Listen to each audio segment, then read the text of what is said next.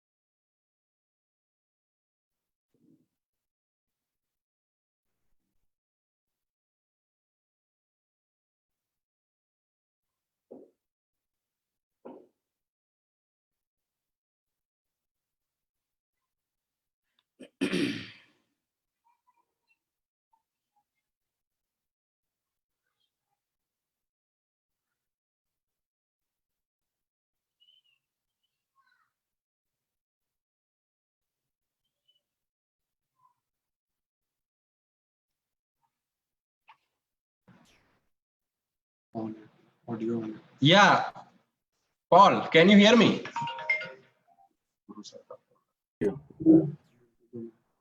Hello. I can hear you.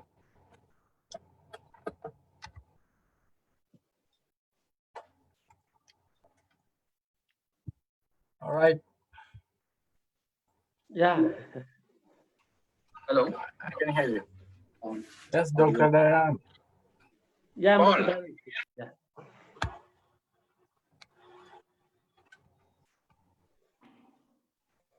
Mr. Anoop, should we start?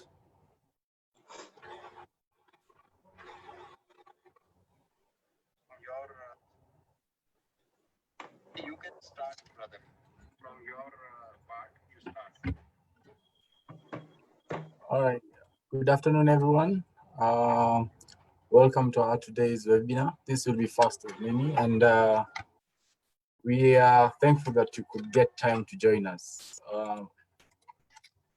I would like to invite you. What we were intending to do today is just to expose to show everyone what we need to do in this season, in this time of COVID-19, because there are those health hazards that are creating a lot of anxiety and a lot of issues around us. But it's not necessary for us to be afraid. What we need to do is to take precautionary measures, to take proper preventative measures of our health and our dieting and our how we stay and how we do things. Wholesomely, we will be able to deliver on surviving the COVID-19 pandemic. But of course, we all know that COVID-19 is here to change how we all do things. It's here to change how we take care of our health. It's here to change how we interact with one another. It's going to change everything and anything that we do. And therefore, it is necessary for all of us to take the proper precautionary measure and look forward to seeing a better future after the major crisis is over. So, without much ado, pardon me about the echo.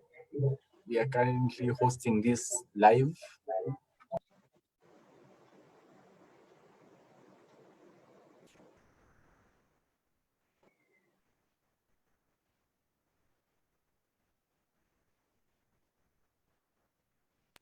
Paul, you are not audible. Paul, you are on a mute. Anup, am I audible? What about now?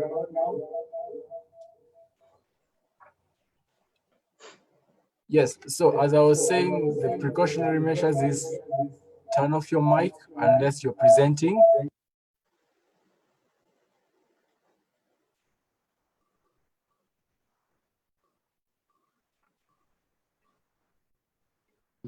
Paul, again, you are not audible.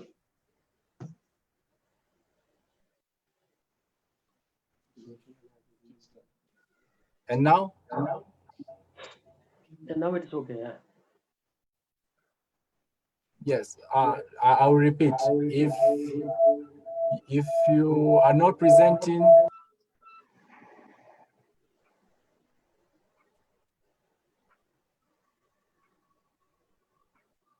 You are not audible. Paul, you are not audible.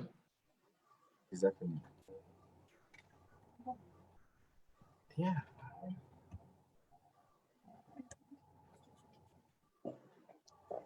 I think Anup, I will just allow you to take over. Let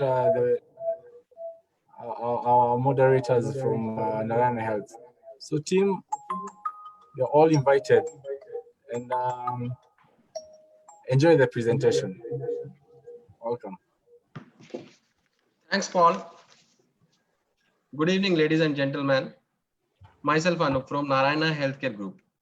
Narayana Health Group and G Insurance welcome you all for today's health awareness session on heart and respiratory disease prevention in COVID-19. Before starting the session, I would like to give a short brief on Narayana Healthcare Group. Narayana Health is one of the largest hospital networks with hospitals and heart centers in India, with an international hospital in Cayman Island. At present, Narayana Health has 23 super specialty hospitals and 9 primary cardiac centers. We are into tertiary care, quaternary care, healthcare facilities with 30 medical specialties. NH has all the state-of-art facilities with highly trained team of doctors. The group now feature over 6,500 operational beds in India. Now we have in today's webinar, we have Dr. Dayanand B. Yaligar, consultant cardiology, diabetology, and he's into general medicine. I would like to give the brief of Dr. Dayanand. Dr. Dayanand B. Yaligar is working as a consultant with Narayana Healthcare Group in Bangalore. He has over 16 years of experience in clinical practice. He has completed his MBBS in 2006 from GMC UK. He achieved his postgraduate diploma in geriatric care. He is an expert in cardiac procedures and work with multidisciplinary team of health professionals with social works. He has many publications in domestic journals, and I would like to tell you about his key interests in clinical cardiology, lipidology, and Geriatrics. Now, I would like to welcome Dr. Dayanand to present his topic. Over to you, Dr. Dayanand. Yeah. Am I audible? Can Am I you hear me, audible to sir? all? Paul, you can hear Dr. Dayanand? Yeah, I am audible. Yes, sir. Yes, sir. Okay. Yes, yes, Shall we I hear start now? Yeah. Yeah. Dr. Basavraj, can you skip your screen?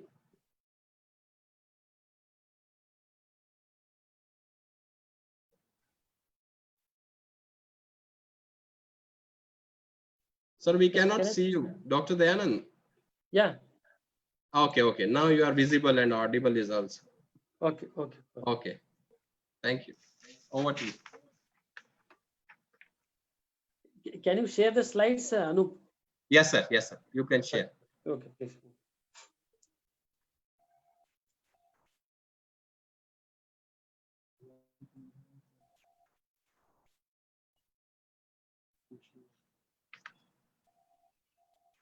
Sir, you can share your slides from your system.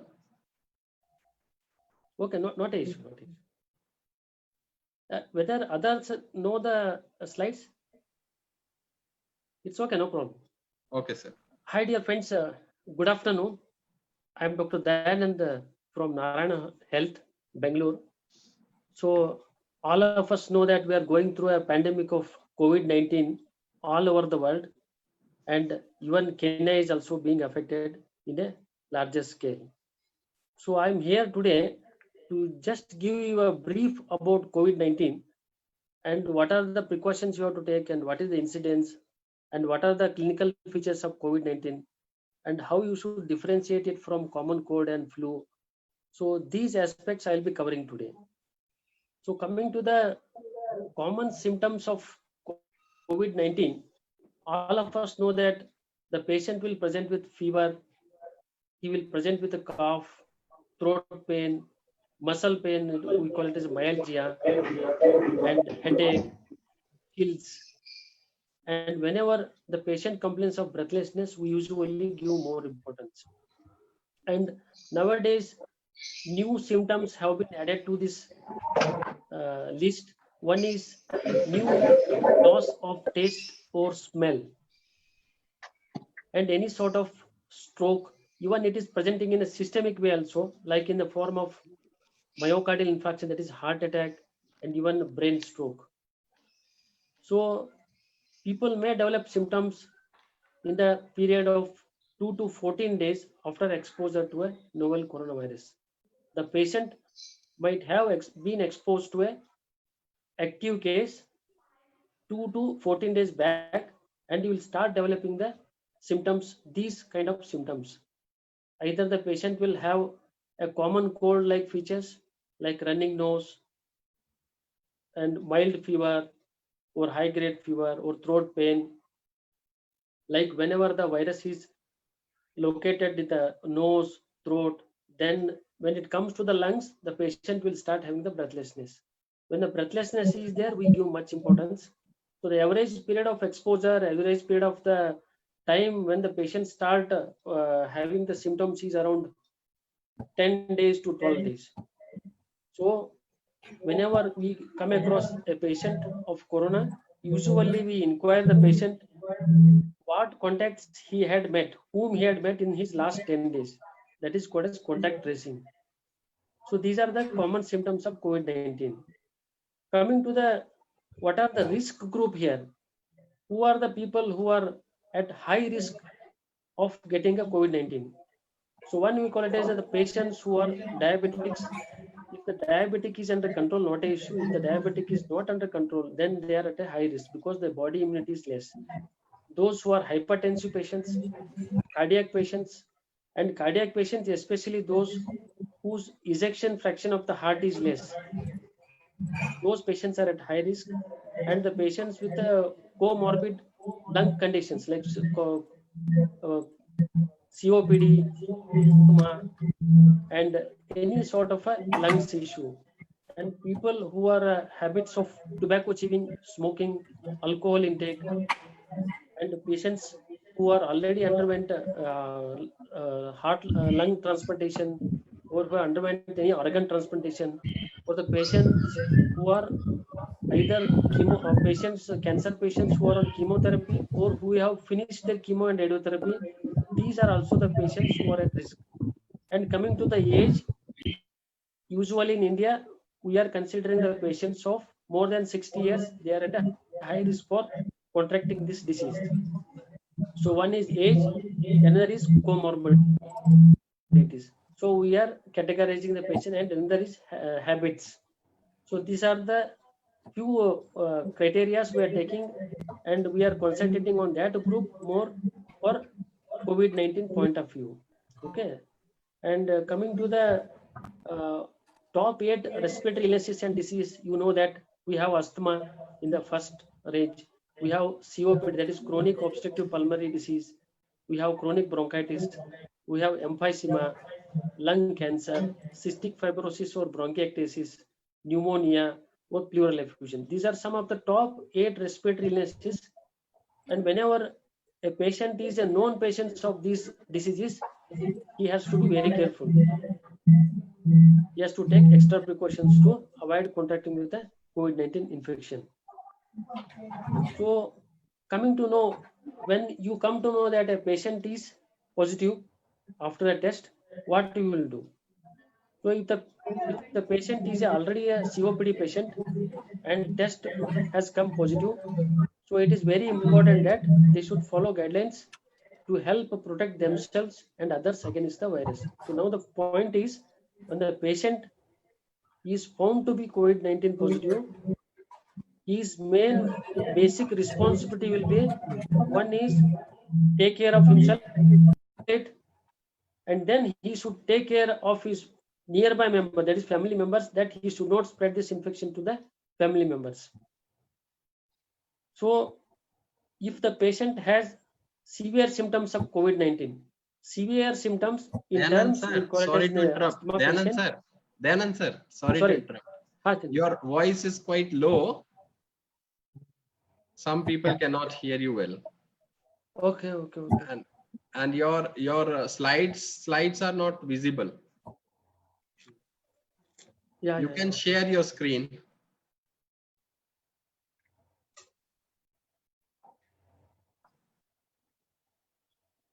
Sir, see at the bottom, there is a share screen option is there. Okay, sir. Lot of this one.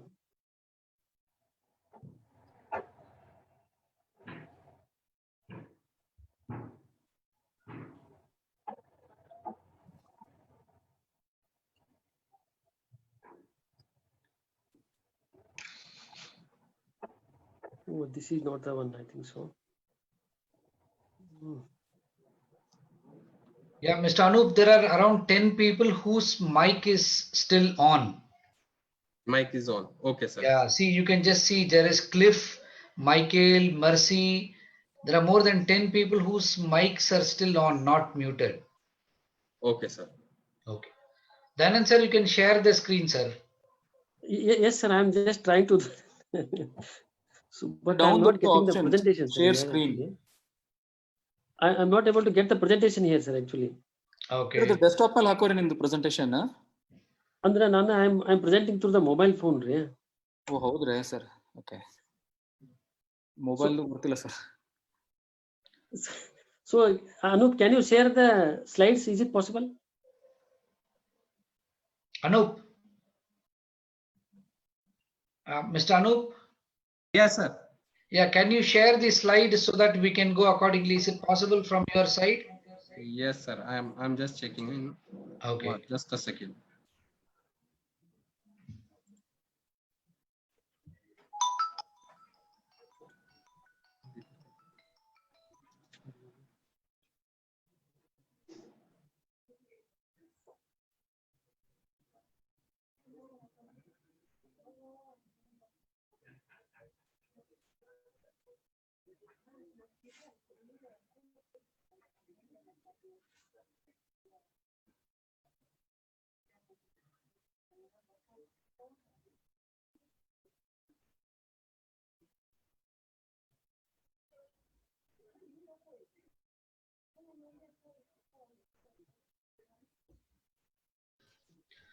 Otherwise, I think it is going live. Better, Dr. Dayanand, you can continue your talk.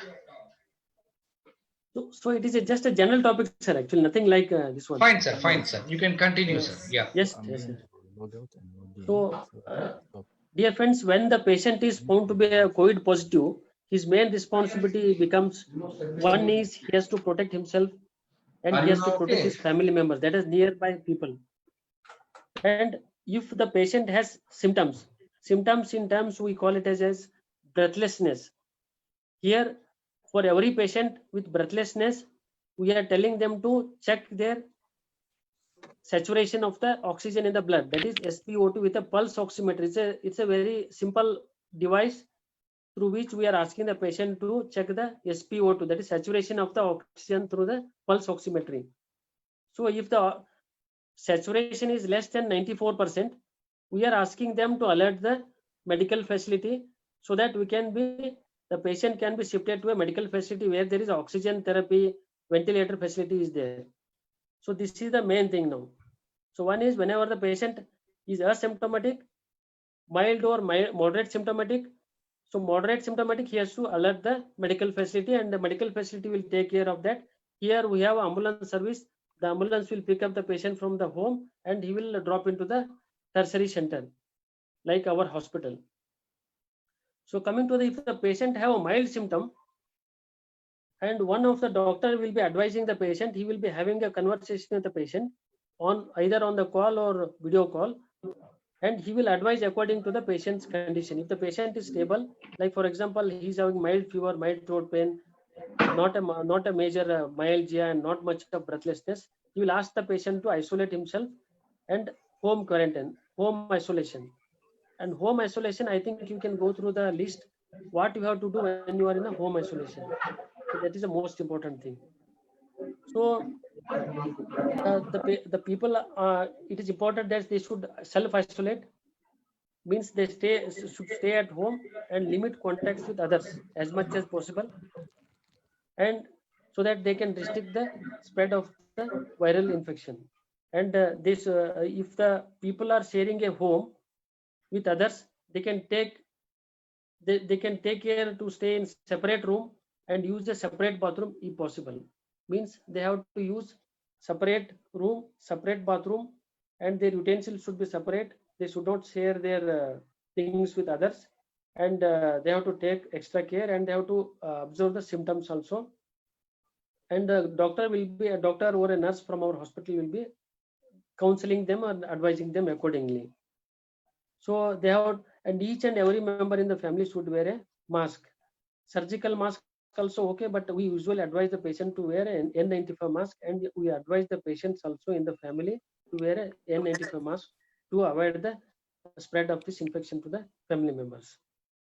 So whenever the patient is having any of the symptoms, like he has immediately he had any difficulty in breathing and persistent pressure or pain in the chest, or any new onset of confusion, or his face or lips become bluish, these are the symptoms that I'll again read out. Whenever the patient has difficulty in breathing, if the patient is experiencing a persistent pressure or pain in the chest, if there is a new onset of confusion, if there is a bluish tinge on the lips or face, then we ask the patient to immediately alert the medical facility or medical doctor who is in contact with the patient, and the patient will be immediately shifted to a place where there is a MICU, ICU bed is there, or ventilator facility is there. Okay, this is the thing now. So how it affects the COPD patients? It's a SARS-CoV-2 virus. It causes the illness COVID-19, which may lead to mild to severe respiratory problems. And these symptoms mean people with chronic COPD have a higher risk of more severe illness of COVID-19 due to their existing lung problems. So the resistance of the lungs is low, so they are at higher risk of contracting the disease and developing complications of the COVID-19 infection. And what precautions, I think all of us know about this. One is we have to stay at home. We have to stay at home, and whenever the patient is COVID-19, he has to stay at home. He should not go out of the home.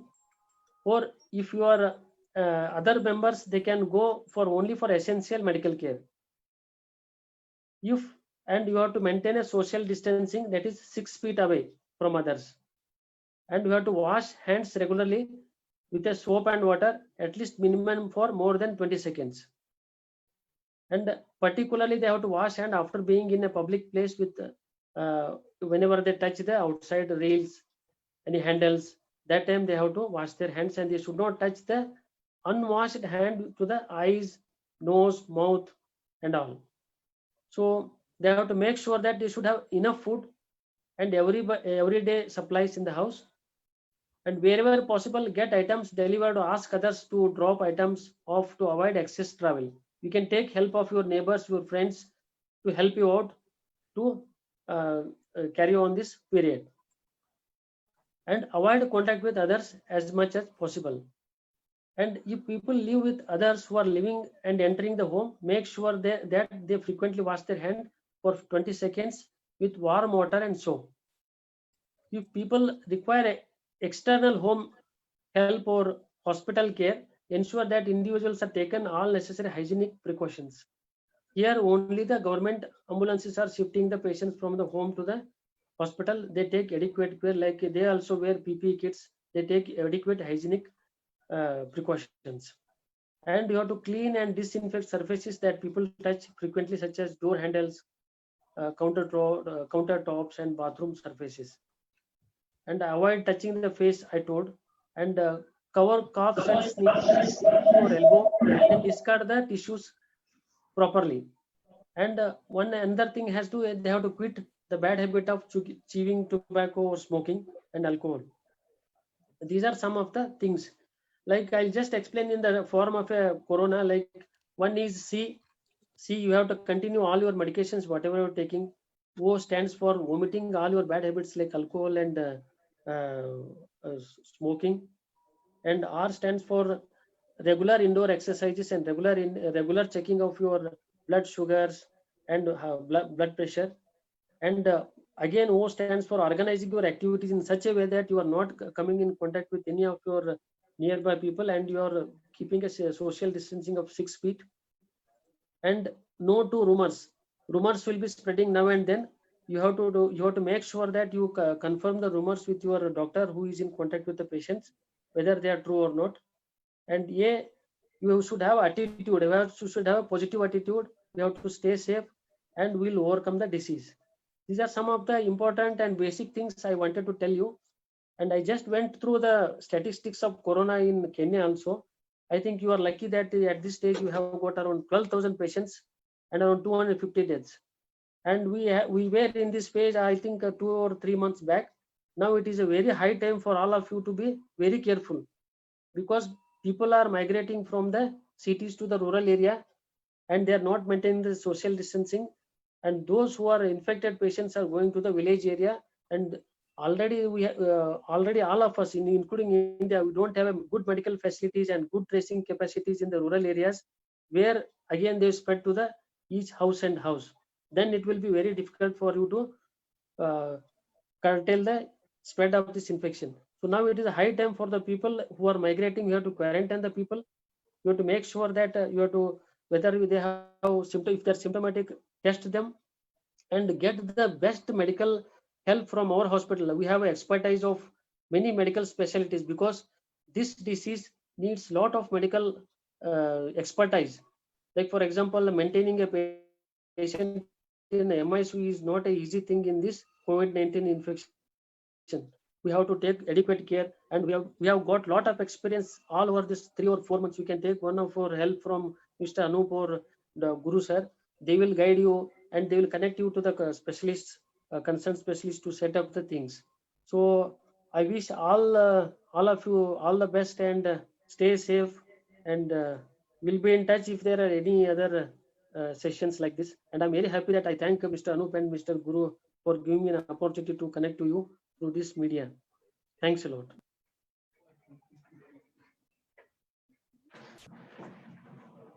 Thank you so much, Dr. Dayanand, for this very informative session. So I would like to request, if we have any questions, we can ask Dr. Dayanand on the respiratory disease part.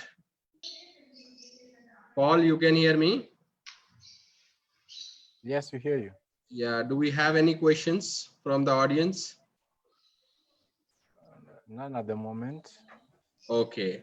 Now, I would like to welcome Dr. Basavraj, our consultant cardiologist. I will give you a short brief of Dr. Basavraj. Dr. Basavraj is working with Narayana Institute of Cardiac Sciences in Bangalore. He has over 6 years of experience in his clinical practice. He has done his MBBS and diploma in cardiology, and he has done fellowship in the advanced heart failure.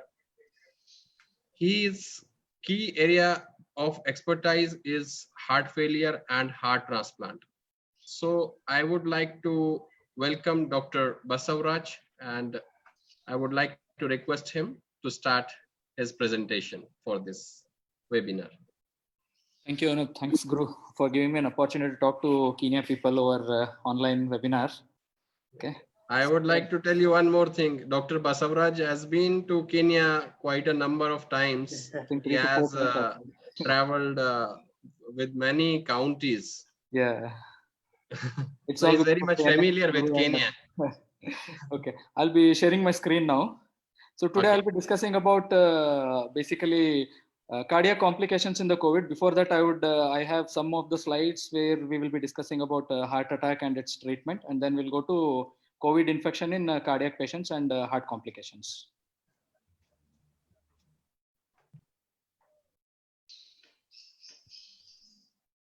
Am I audible clearly? Yes, sir. You're Yes, we can audible. hear you. Your slides are visible. Thank you, sir. So I'm Dr. Basavraj as such. I'm working as an junior consultant cardiologist in heart failure and transplant team. So my key interests are in heart failure and transplant. So today we'll be discussing about what is heart attack and complications of COVID-19 infection in patients with pre-existing cardiac diseases, and what measures to be taken to avoid any future complications. So before that, I would be discussing about heart attack. So before that, we will discuss what is the function of the heart. As we all know that heart acts like an engine of our human body, but the engine of vehicle can be stopped, but engine of human body cannot be stopped. So before that, we will try to understand what is the structure or the anatomy of the heart. Heart has got 4 chambers, 2 on the right and 2 on the left. The right chambers are concerned with receiving impure blood from different parts of the body, and then the impure blood goes to the lungs, gets purified, that is oxygenated, and then comes back to the left side of the heart. And from the main chamber of the heart, it pumps out pure blood to different parts of the body through main artery called as aorta. So this is the main function of the heart. This is the heart muscle, what we are seeing in the pink. This is very important. This is the heart muscle, which is in the pink. So for any function of our human body, different parts of our human body requires nutrients and oxygens, which is mainly supplied within the blood, and it is mainly supplied through different blood vessels called as arteries and veins. So similarly, like our different parts of the body, heart also receives its nutrients and oxygens from the blood vessels, which are called as coronaries. So these are the coronaries, or the blood vessels, which supply nutrients and oxygen to different portions of the heart. There are 3 coronary arteries in the human heart, 2 on the left side and 1 on the right side. So these are the main arteries which supplies the blood and oxygen and nutrients within the blood to different portions of the heart. So this is the basic function of the heart. Now we'll as you all know that as I have already previously said, that heart also requires its nutrients, oxygen, through which is supplied through different blood vessels. So before that, we'll understand what is heart attack. So as I have told you, for functioning of any of the body part, we requires oxygen and nutrients. Similarly for the heart muscle also. So what happens in heart attack? So whenever there is a blockage in these arteries which supply nutrients and oxygen, whenever there is a blockage, there is no blood supply to the distal portion of the heart. So when there is no supply of blood to the distal portion of the heart, this heart muscle which is distally, does not receive its nutrients and oxygen. So whenever there is a deficiency of oxygen and nutrients, the heart muscle starts decaying or dying slowly. So the damage would be permanent or temporary. So this is termed as heart attack or myocardial infarction in the medical term. So I'll explain you in this diagram. So you can see this is one of the artery which is present on the left side. So whenever there is a blockage somewhere here, the blood supply distal to the distal portion of the heart is not supplied. So when there is no blood supply, there is no oxygen, there is no nutrients. So when there is no nutrients and oxygen, slowly the heart muscle starts dying off. So which may be permanent or temporary damage. When it is permanent, it totally dies off. And this process is called as heart attack or myocardial infarction in medical terminology. So I'll just quickly go through what is the data. This is the data about the India. Okay. So we have seen that various data have shown nearly 1 person dies every 33 seconds due to heart attack in India. So just see the numbers. 1 person per 33 seconds due to heart attack dies off in India. And if you come down to see the incidences comparing rural areas and the urban area, again, the urban area has got a high incidence of heart attack compared to the rural areas. And again, among males and females, males take over the females in incidence of the heart attack. So you could be seeing why urban areas or the urban population has got high incidence of the heart attack. It's again because of the work stress, early acquisition of hypertension, diabetes, high blood cholesterol, no exercises, just sitting, working in front of the computers. All these contributes to the development of heart attack in the early age. Thus, the incidence of heart attack in the urban areas is still high compared to the rural areas where rural people are still physically very active and their diet is also very much restricted. So this was about just the incidence and incidence about the heart attack or ischemic heart disease in Indian population particularly. So once the patient has got developed or once the patient develops heart attack, what are the symptoms or what are the presentations that he comes to the clinic or emergency room? Most common presentation which is seen is a chest discomfort. People or the patient usually experience a chest heaviness or a constricting type of pain or a catching type of pain, or sometimes they explain that their chest is being choked or someone is sitting on their chest or some big stone has been kept on their stone. So this is about the chest comfort, which is most common. And then sometimes some of the patients the chest discomfort or the pain may also radiate to the left arm or to bilateral arms and even to the neck and jaw and to the back.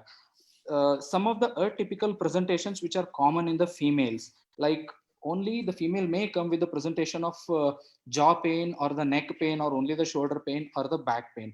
Females usually presents with the atypical presentation. And sometimes some of the patients with heart attack occurring over the inferior portion of the heart may also come with just epigastric discomfort and vomiting, which may most of the times gets confused with gastritis or acidity, what we say in our common language. So these are all the common presentation with which patients come. That is chest discomfort, radiating pain, and epigastric discomfort, or sometimes patients may complain they are not feeling well or head heaviness, or sometimes patient may also have sudden onset of breathing difficulty.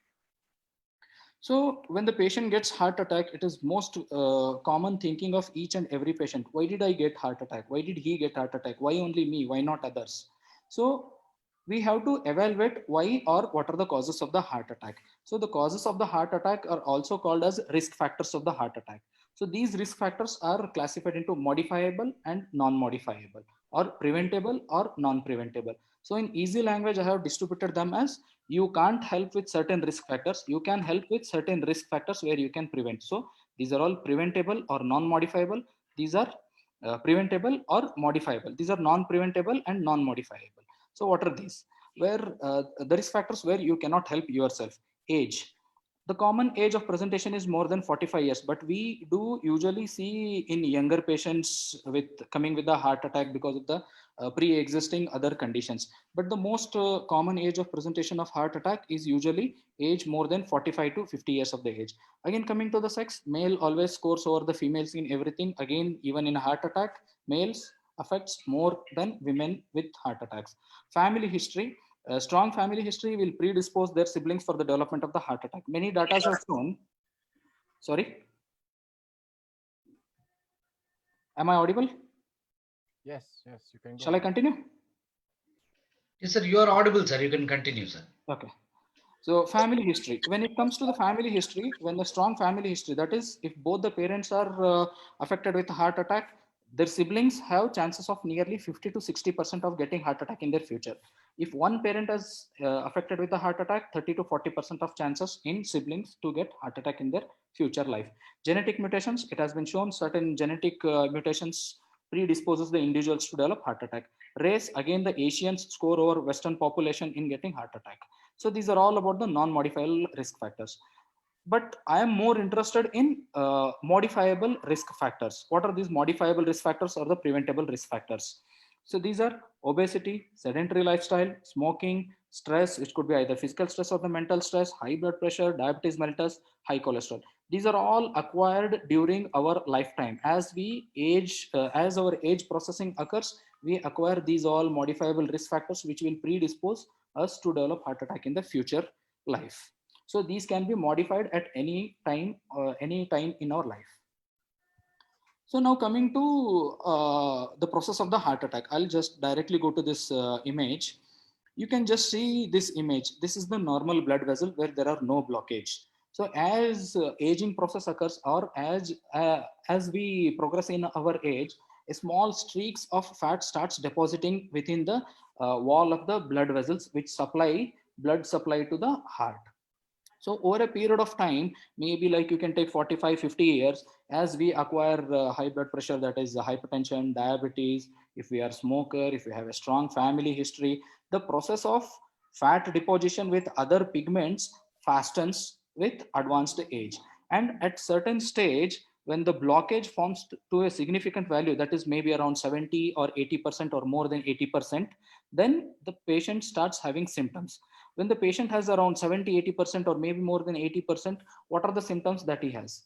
The symptoms most commonly occurs during exertion, when they exert themselves, when blood supply to the distal portion of the heart reduces. So these are the symptoms when occurs during exertion, like breathing difficulty, chest pain, or the chest heaviness, which commonly occurs during exertion. But you can see here, the plaque or this atherosclerotic plaque has been covered with a thin layer. So in certain conditions or due to certain factors, when this cover breaks open, all the contents will be released into the blood pipe or the blood vessels. So this surface becomes rough. So when blood pigments are crossing in the blood vessel, that is from upper portion to the lower portion, certain blood pigments, particularly what we call it as platelets, they starts depositing on this rough portion of this blockage. So this is already 80%, and again the platelets are deposited over that, and it will cause 99 or 100% blockage. So when there is 100% blockage, there is no blood supply to the lower portion. When there is no blood supply to the lower portion, patient develops heart attack, that this heart muscle starts dying off. This is called as heart attack or myocardial infarction, and this process is called as atherosclerotic process. And this is the mechanism how the blockage develops in the heart. Now, once patients are diagnosed with the heart attack, once you go to the doctor or the emergency room, what are the things that your doctor does? He carries out a quick physical examination and immediately comes to the investigations. First and foremost thing, ECG, which has to be done within 2 to 3 minutes, which shows various heart attack changes. And then he does heart scanning. And if heart attack is confirmed, or if heart attack is confirmed with the primary treatment, and then we decide for establishment of that blood supply. So what is the process that we do, or what is the procedure that we do, is coronary angiography. Coronary angiography, I'll explain you later. And the other investigation modalities that we carry out is cardiac CT scan, MRI scan, or the stress MPI scan, but not in the heart attack patients, but in other patients who shows previous symptoms. So when the patient is diagnosed with the heart attack, what is the treatment that is given? Oxygen and blood thinners like aspirin, clopidogrel, and others, and cardiac analgesias like morphine or the other nitrates, and other medicines which have been recommended by the guidelines like beta blockers, ACE inhibitors. So these are all the primary treatment. But what is the main mode of treatment? The main mode of the treatment remains opening of that blockage. As we all know, heart attack has occurred because of the blockage, and the blockage has to be opened. And for the blockage, identification of the blockage or the assessment of the blockage, we do a process or the procedure called as coronary angiograph. But if the patient is not ready for performing those procedures, we can still treat that blockage by breaking it.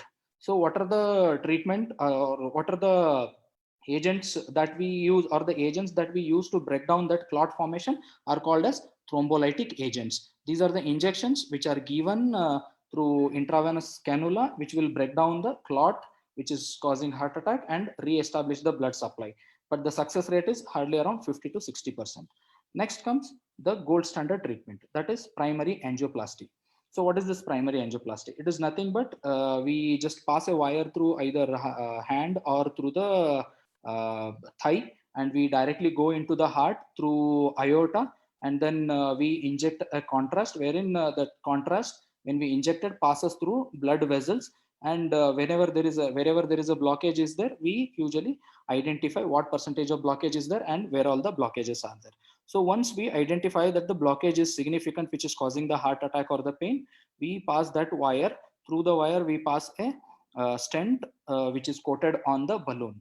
So this is in the collapsed form. So once we set up the position, we give pressure, pre-specified pressure from outside, and then dilate the stent.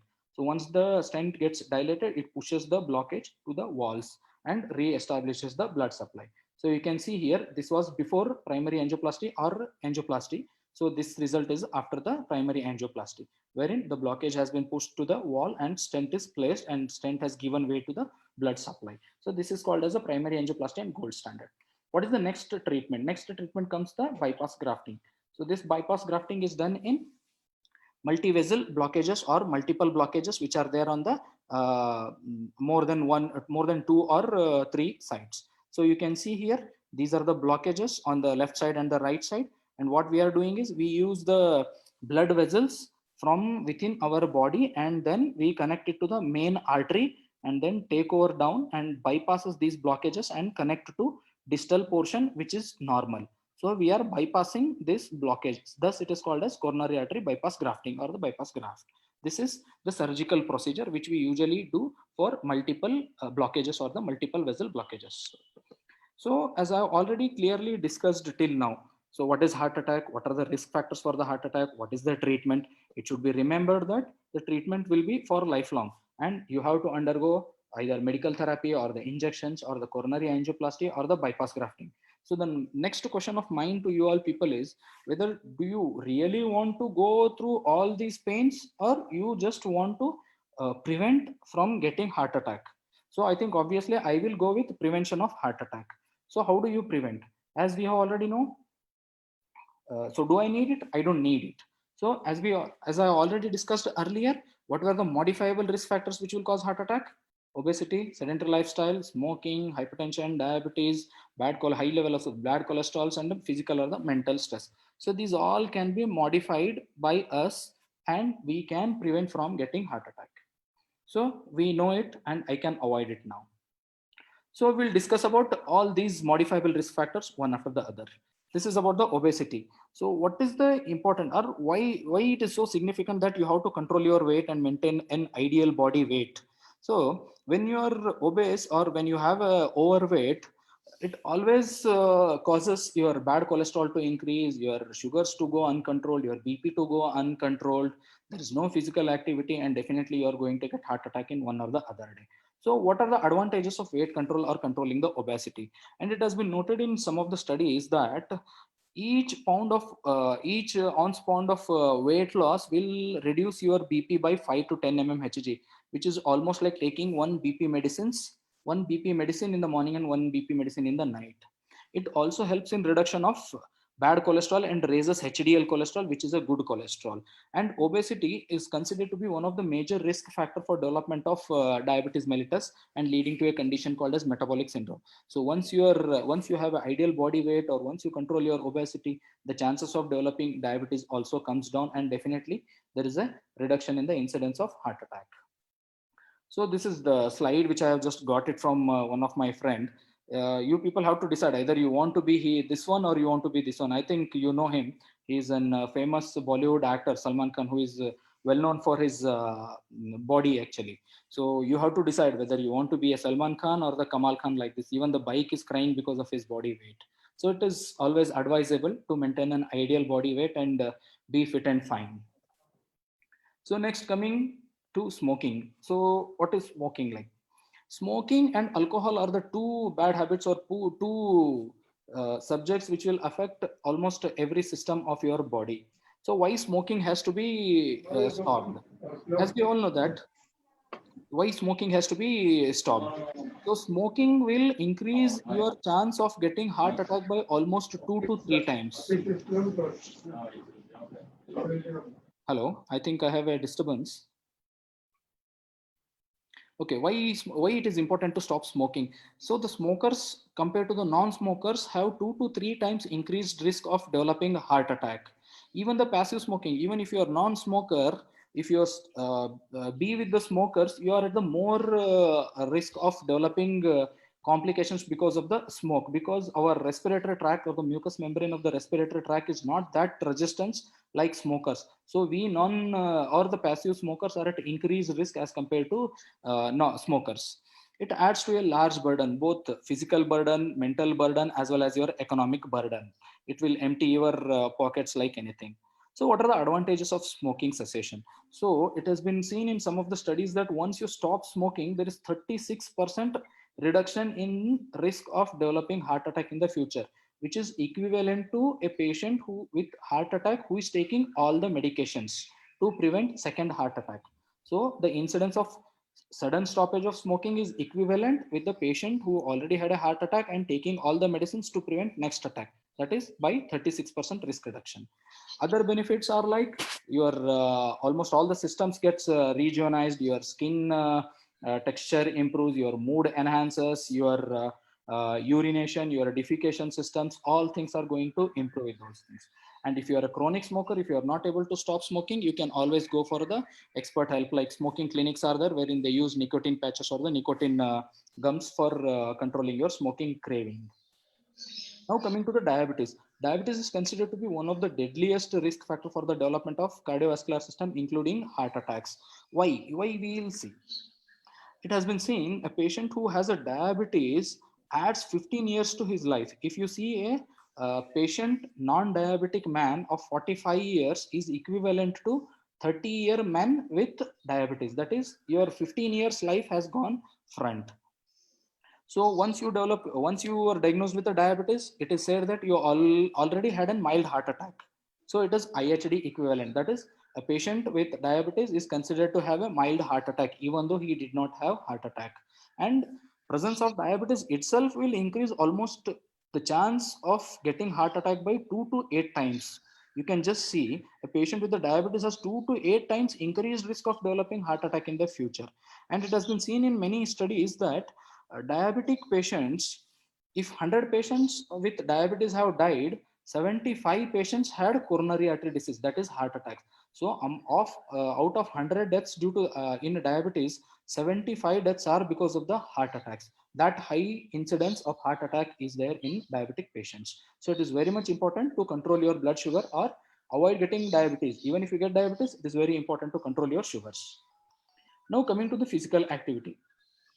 Now coming to the physical activity. So what are the benefits of the physical activity? It is always advised physical activity will rejuvenate your whole of the body. It reduces your overweight or controls your obesity. It will reduce your bad cholesterol, improves your good cholesterol. It reduces the morbidities and mortalities which are related to obesities and with the diabetes. And the risk of getting diabetes in the future is also reduced by 6%. And it has been noted with the regular physical activity, even if you have a hypertension, your BP reduces by 10 by 8 mmHg in patients with moderate physical activity. That is more than 30 to 40 minutes in a day for most of the days in a week. That is particularly around 4 to 5 days. So these are all the advantages of the physical activity. So you can go for any kind of physical activity, either sporting, trekking, cycling, or even a brisk walking. So what the guidelines say for the physical activity, it is always in the mind of the people. When I advise physical activity, or my patients ask me what kind of physical activity should be done and how long it is to be done and what intensity it is to be done. So what the guidelines says is moderate physical activity or brisk walking for 30 to 40 minutes in a day for most days of the week. Most days of the week means 4 to 5 days in a week. So 30 to 40 minutes per day for 4 to 5 days in a week is more than enough to take care of your proper physical activity. Now coming to diet. So most of the people asks, or most of the people who already had an heart attack while discharge or in the OPD during follow-up asks me, what is the diet that I need to follow? Most common diet which needs to be followed is less of oil and good physical activity with good BP control, sugar control, and all those things. So what is the optimum diet that we need to follow? It is very much difficult to measure each and everything and form your diet. So roughly I'll tell you, it is always advisable to reduce your intake of saturated and trans fatty acids. So these saturated and trans fatty acids are most commonly present in charred items, fried items, oily foods, or the junk foods like McD's and all those things where we consume. So these all to be avoided. Preferably, these should be less than 10% of your total diet. And your calorie intake should be maintained in such a way that the calorie intake is equivalent to your output, that your physical activity should be carried out to burn your calories. And you should include at least minimum 5 types of fruits and vegetables in your regular diet, particularly a cup of fruits and vegetables with every meal. And less amount of the salt, particularly 3 to 3.5 grams. It is very difficult to measure. Half spoon would be more than enough. And your diet should include all the food items which are very much high in multivitamins and minerals. So this is about roughly an optimum diet that you need to follow for your regular daily routines. So avoid junk foods, go green or green leafy vegetables, which will be more helpful. And as previously I have told, the most common killers or the most common or the deadliest risk factors for the development of heart attack, diabetes and high blood pressure. So it is always preferable to take care that you should not get or acquire diabetes or high blood pressure in the future. Or even if you have diabetes or the high blood pressure, you should maintain your lifestyle in such a way that sugars and BP are controlled. And about the stress, physical stress, mental stress has to be reduced by doing yoga, meditation, physical activities, and all those things. Now, this was all about the heart attack, its treatment, diagnosis, and what are the surgical procedures or the procedures that are available, and the prevention factors like regular physical activity, maintaining the regular diet, controlling your blood pressure, controlling your sugars, and controlling the stress. Now we will go to the COVID infection. As my senior Dr. Dayanand has already spoken about COVID, and I'll not be going in detail about the respiratory symptoms. I'll just discuss about COVID-19 infection in cardiac patients or the cardiac complications. What is this COVID-19 infection? COVID-19 infection was coined by or named by World Health Organization as coronavirus disease 2019. So this infection is caused by an RNA group of virus called as SARS-CoV-2. So coronavirus mainly affect the respiratory symptoms, respiratory system, causing from mild form of symptoms to severe form of symptoms, that is called as severe acute respiratory distress syndrome. So this is a coronavirus, and everyone know that it has been emerged from the Hubei province of China, particularly in the last week of November or the December 2019. So the main source of transmission is person-to-person contact. When an infected person comes in contact with a non-infected person, or he sneezes out or coughs out, the virus comes out with droplets, settles down, you go and touch there, and then touch your hand to your mucous membranes like as Dr. Dayanand has said, eyes, nose, or the mouth. So this is the most commonest mode of transmission of your COVID-19 infection.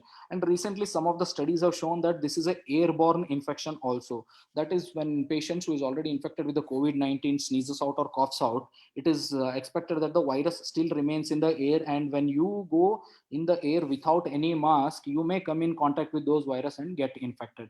But there are no clear data saying clear data about the airborne infection. But small time data or the small time studies have shown airborne to be in one of the mode of transmission of infection. So as we all know, the data says that COVID-19 infection has infected millions of people worldwide, and recent data says that still US is leading, then Brazil, and then India is at third position, and lakhs of deaths so far because of the COVID-19 infection. As I already told you, COVID-19 infection most commonly affects the respiratory system, but other organs like heart, kidney, brain, and other organs are also being affected as a part of COVID-19 infection or the complications of COVID-19 infection. So, but I will be discussing more about COVID-19 infection in the cardiac patients. Why I am stressing on cardiac patients getting COVID-19 and developing complications, cardiac complications, and why it is very much necessary to prevent getting COVID-19 infection. And it has been shown in many of the data that COVID-19 infection very easily affects patients with underlying cardiac patients, and the infection will be very severe form. And once the patients with underlying cardiac disease gets infected with the COVID-19, the outcome is very worst.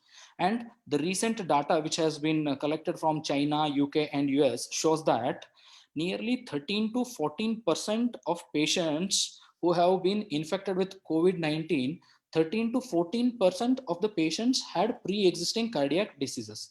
That is, if 100 patients have been infected with COVID-19 patients, of that nearly 15 patients have underlying cardiac disorders.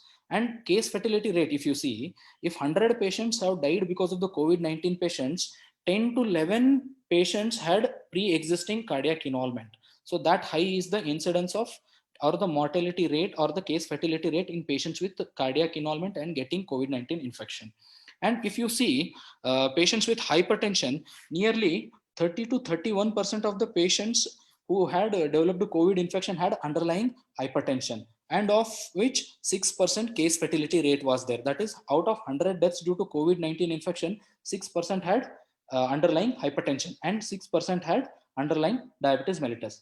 And I have already clearly said you earlier, patients with heart problem or pre-existing heart problem always have hypertension and diabetes. The incidence of hypertension, diabetes in patients having heart problems is very high. So if heart patient who is having pre-existing heart problem as well as hypertension as well as diabetes, you can just imagine if he gets COVID-19 infection, what will be the mortality rate? It is almost near to 20%. That is, out of 100 people, 20% are going to die. And especially if the age is more than 60 years, again, the incidence is going to be very high.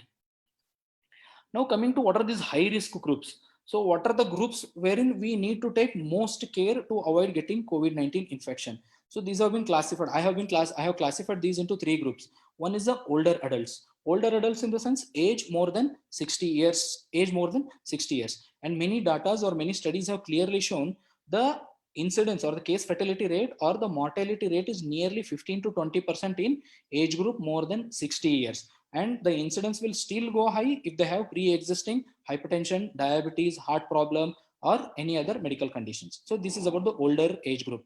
Now, other group is patients who already have pre-existing some medical problem like heart problem, diabetes, lung disease, or the kidney disease, or patients on immunosuppressants medicine, either because of the cancer or because of any other inflammatory disorder.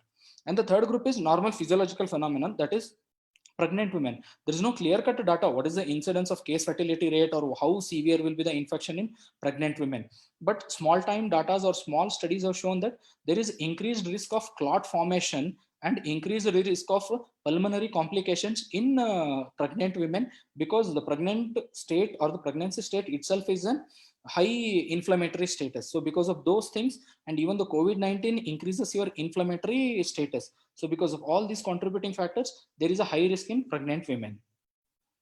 So what are the complications of COVID-19 infection on the heart? So once a person who is more prone to develop heart problems gets an COVID-19 infection, what are the complications that he can occur? As I already told you, COVID-19 is a pro-inflammatory state. So because of the pro-inflammatory state, and also because it causes some electrolyte imbalance like low potassium, low magnesium, and all those things. So because of the low magnesium and low potassium, it is always learnt in previous that it causes many of abnormal heart rhythms, particularly what we say, they are called as arrhythmias. Arrhythmias are nothing but abnormal heart rhythm, which can lead to even sudden cardiac death, which are called as ventricular tachycardia and ventricular fibrillations. So whenever there is a patient with COVID-19 infection have severe low potassium level and low magnesium level, they are more prone to develop these abnormal heart rhythms. And as I already told you, COVID-19 infection is pro-inflammatory state. That is, the inflammation process is already very high in these COVID-19 patients. So because of those things and because of release of many inflammatory markers in the body, the inflammatory markers will damage the heart muscle. As I have already told you, the pink portion, that is the heart muscle. So these inflammatory markers will damage that heart muscle, leading to a condition called as myocarditis. So what happens in this myocarditis is the heart starts becoming enlarged, and the main chamber, which is a pumping chamber, loses its pumping capacity. That is, the pumping capacity of that main chamber comes down. What we call it as LV dysfunction. So heart muscle damage, the pumping capacity reduces, abnormal heart rhythms. As we have seen, the patients with COVID-19 infection have a coagulopathy state. That is, the clot formation ability in those patients is very high because of all those processes. So due to which the patient may develop heart attacks or blockages in different blood vessels of the body. So that is nothing but acute coronary syndrome, which is nothing but heart attack, what we have discussed earlier. And because of all these things, the BP of the patients may fall, leading the patient or taking the patient into shock. And because of the low pumping capacity, the patient will finally land up in heart failure. So these are all the complications of COVID-19 infection. What is that? Abnormal heart rhythm, heart becoming enlarged and weaker, pumping capacity is reduced, heart attacks and blockages in different parts of the body, and patient may go in the shock, that is low BP, and patient finally develops heart failure. So what are the preventive measures or the measures? Okay, so this is about the diagrammatic representation, that is blockage leading to heart attack, abnormal heart rhythm, blockage in different parts of the body, and damage in the heart muscle causing reduced pumping status, and finally landing or going into a stage called as cardiogenic shock and heart failure. So all these together, the heart has become weak, and the COVID or the corona infection has already affected the lungs. So this all will increase the incidence of death or the mortality rate to be a greater extent. So now what are the measures that should be taken? As Dr. Dayanand has already said, there are three important factors which we need to consider from avoiding getting infection.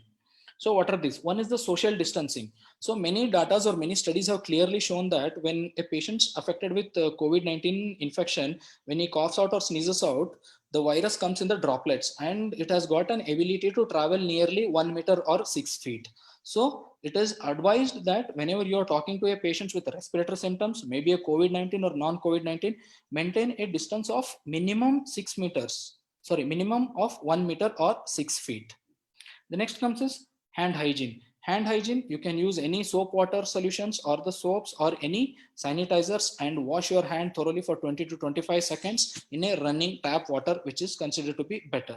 And next comes is whenever you come with a patient who has a respiratory symptoms, the patient with respiratory symptoms needs to follow certain criteria. What are those criteria? Respiratory etiquette. What is that respiratory etiquette? Patient, when he's coughing out or sneezing out, should always use a mask or his handkerchief or use his shoulder. And he should always wear a medical mask. And if the symptoms worsen, he should always go and have a medical care, as Dr. Dayanand has already advised. So what is the final take-home message or your homework? If you want to prevent getting risk factors like BP, sugar, bad cholesterol, and prevent getting heart attack, what you need to follow is you have to stop smoking. Not only stop smoking, you advise your family and friends to quit smoking and eat and go for a healthy diet and maintain an ideal body weight and have a regular exercise. And better, what is mentioned is moderation of alcohol. Better, I would advise is completely stop alcohol intake and get adequate sleep, which is for 6 to 8 hours. And to avoid COVID-19 infection and heart complications, what you need to follow is SMS, that is social distancing, minimum of 6 feet or 1 meter, medical mask, and sanitization of your hands. So these are all important factors which has to be practiced by each and everyone, including the medical professionals and non-medical professionals or the general public, to avoid getting COVID-19 infection and complications, as the mortality rate is still high. Thank you.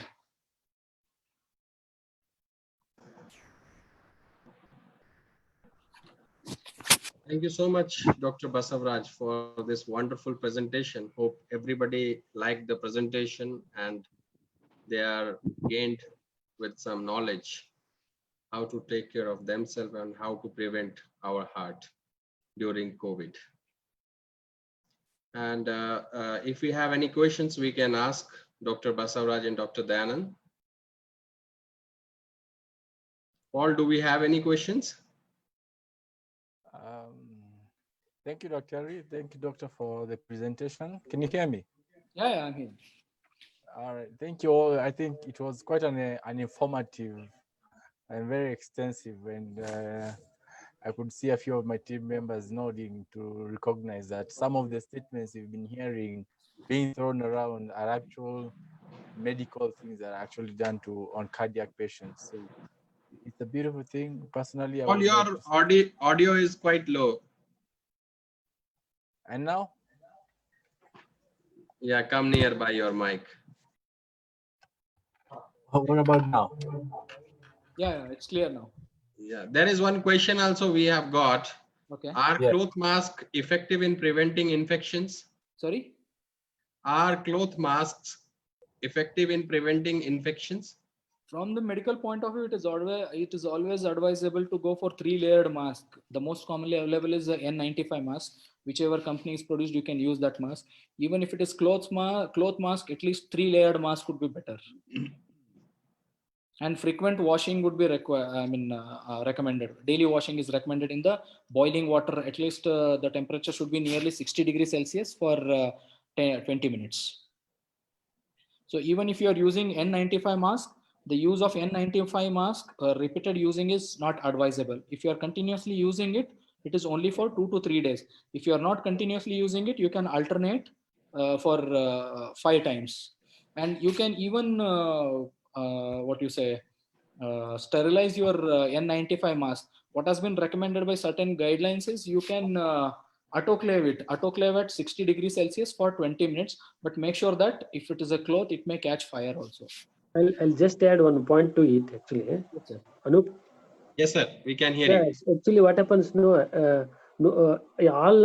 of the people will not be affordable for the surgical and N95 masks actually. Okay. In the initial phase of our COVID-19 handling, actually there was a shortage of N95 respiratory masks. Correct. From then, our authorities have been telling us that N95 respiratory mask has to be worn by medical professionals and the patients who are COVID-19 positive, or whether if the patient is on home isolation, if he is being served by his family members, they can wear N95 masks.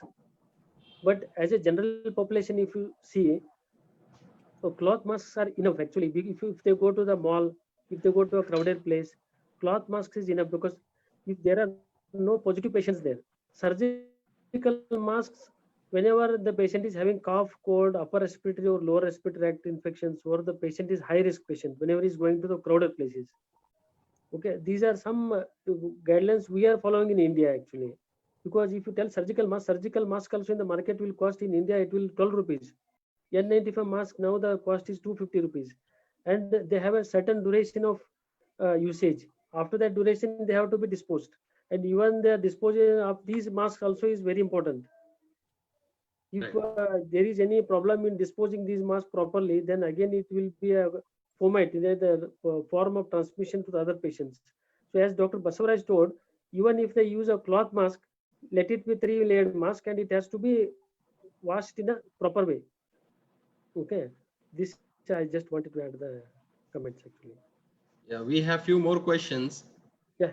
Another question is, does the long use of mask reduce the oxygen level in the body?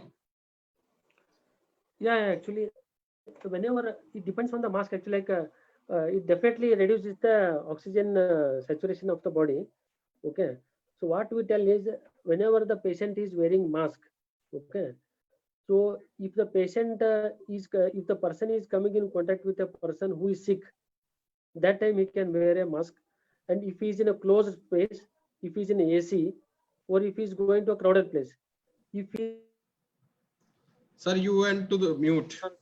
outside where there is a risk of transmission or risk of the crowd exposure is less, that time he can take out the mask. Okay, so it is not advisable. Data or the study which has been done, wherein prolonged usage of mask has reduced oxygen supply or the oxygen saturation in the body and oxygen supply to the brain also. So it is advised whenever you are alone or in the closed compartment wherein you are not exposed to the infective persons, or you are not at the increased risk, you can take off your mask and mask. Yeah, it's a very important message. And another question is, what is the difference between the mild COVID-19 infection and high strain infection of COVID-19?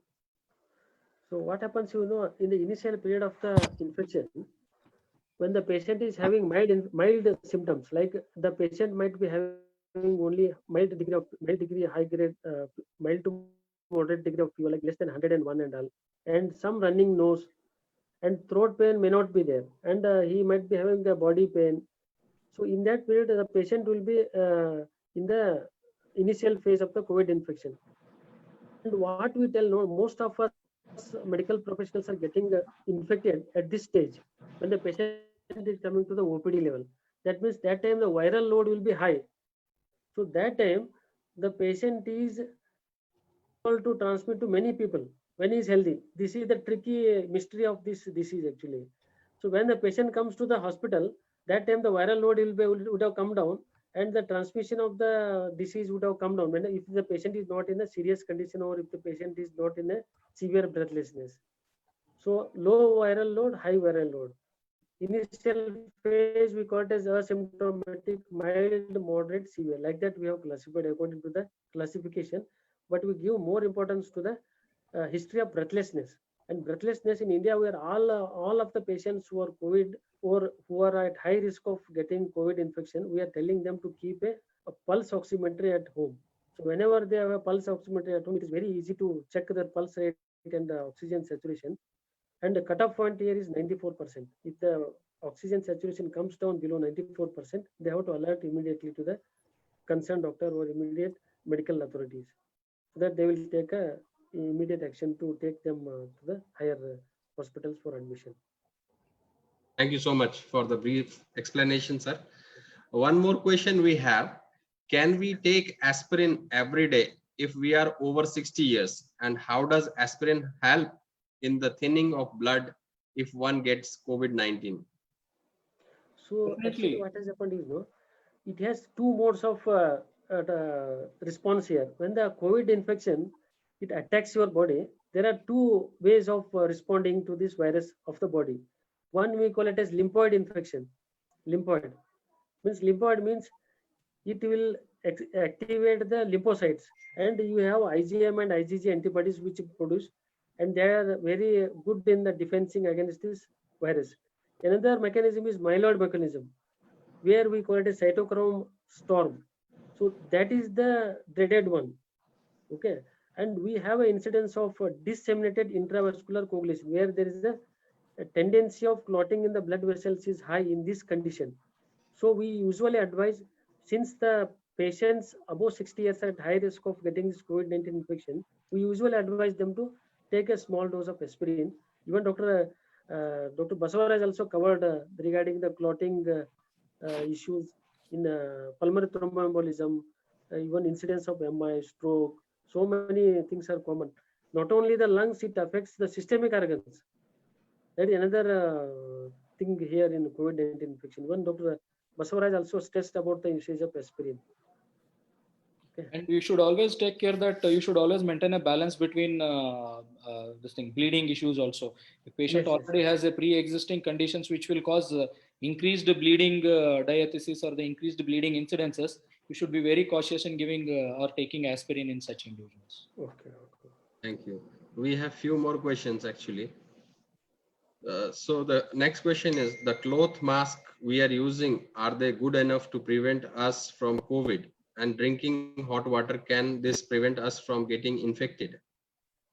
No, coming to the cloth mask, cloth masks are worn when you go outside, when you are healthy, and you are going out. For example, you are going to a mall, you are going to a little crowded place where the risk of transmission or the risk of incidence of this transmission is less. There the role of cloth mask comes. When you are infected with a upper respiratory infection or lower respiratory infection, or you are going to a place where the number of patients of COVID-19 are high, or for example, you are going to a clinic also.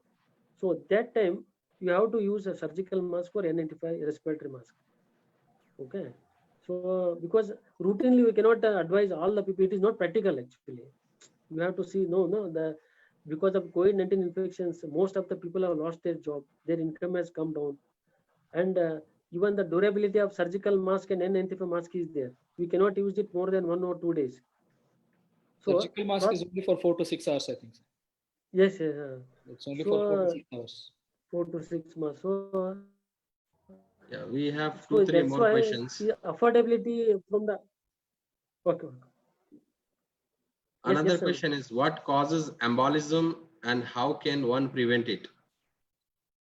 See, as already Dayanand sir has told that there is increased inflammatory response and formation of DIC, that is intravascular coagulation formation capacity will be high in these kind of patients.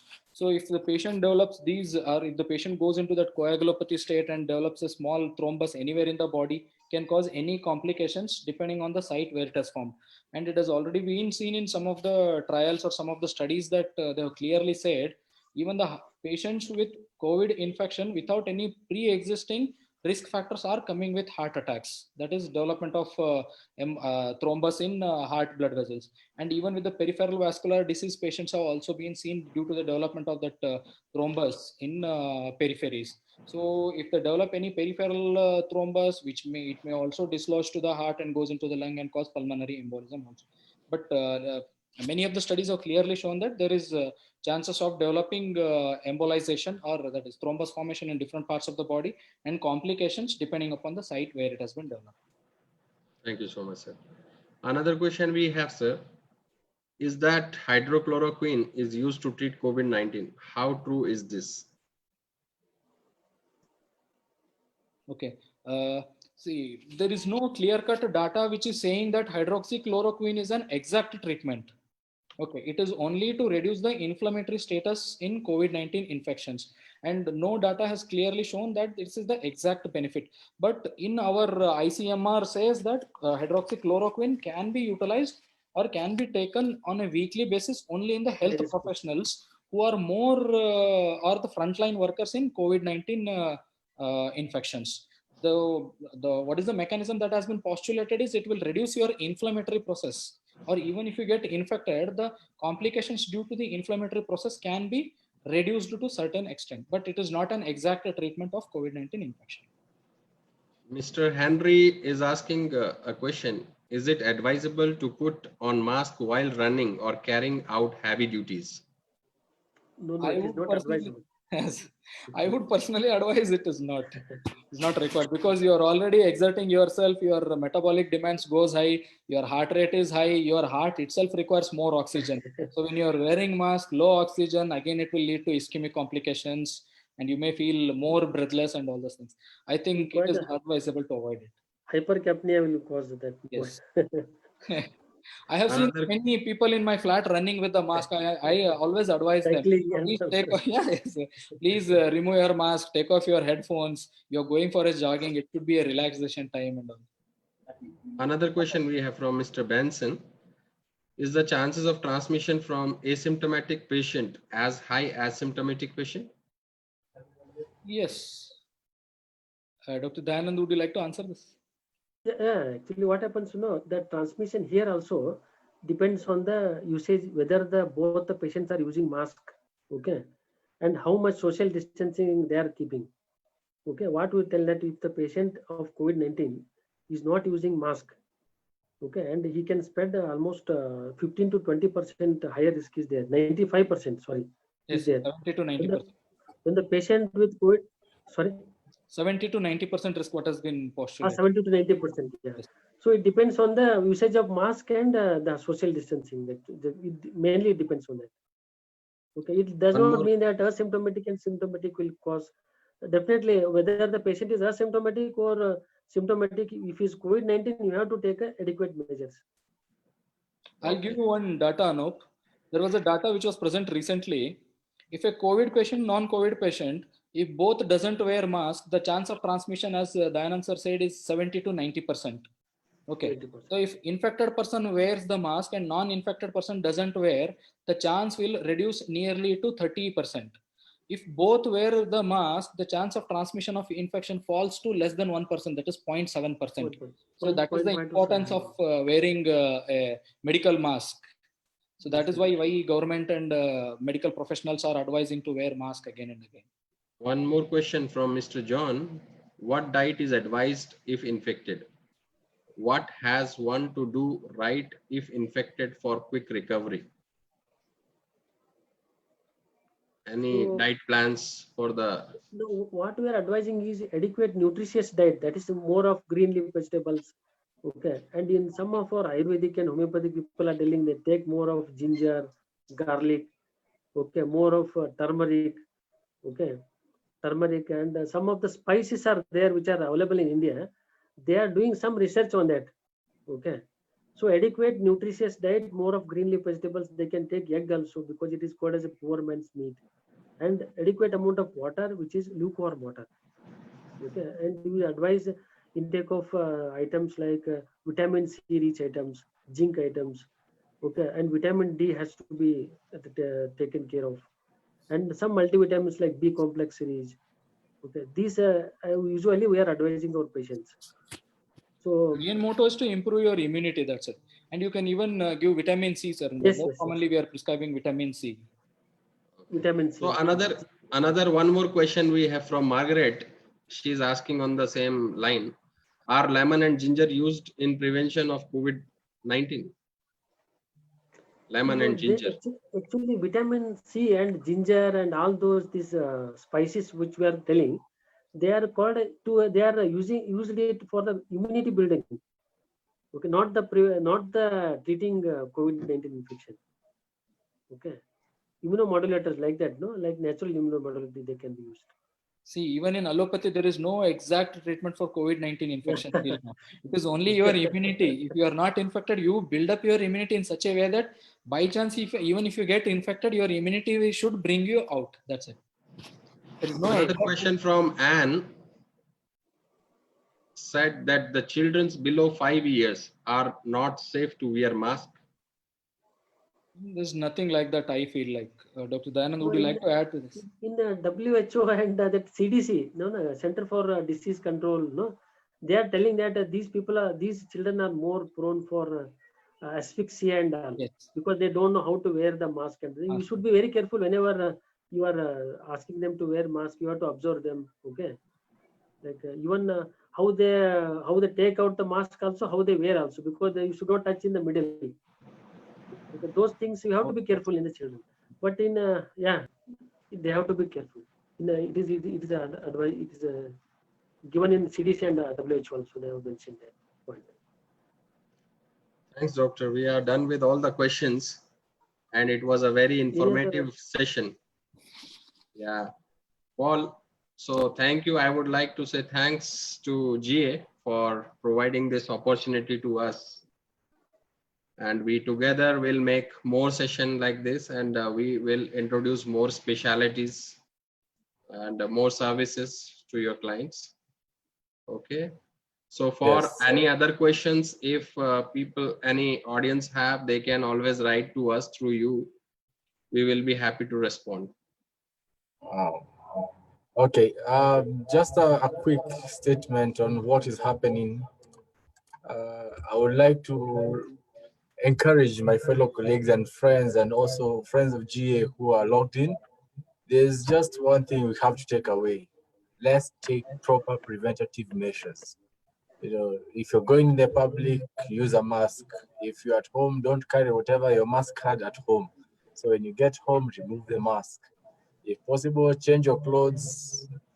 Make sure you pay more attention on preventative measures than on whether you are insured, what to do if I am infected. Actually do more to prevent from any infections. In addition, as the doctors have said, it's good to boost your immunity. So any effort to boost your immunity, now is the opportunity you can take over. Invest in boosting, invest in healthy exercises, engage yourself in proper mental health, proper family time, so that you spend less time in public, because it also lowers your capacity of infection. Other than that, it was good, Mr. Anoop and the doctors. We are grateful. It was invaluable wisdom that you've given to us, and I'm sure we will take a lot home. Till then we organize the next one, I would like to say thank you and goodbye. Thank you. Thank you.